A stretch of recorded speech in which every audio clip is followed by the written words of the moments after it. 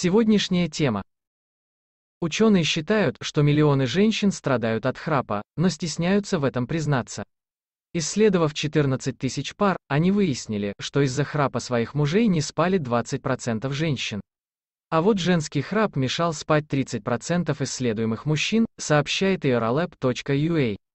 Храп возникает из-за дребезжания мягких тканей на задней стенке глотки при вдохе и выдохе. Чаще всего храпят страдающие ожирением, курильщики и те, кто злоупотребляет алкоголем. Ставь лайк и подписывайся на наш канал.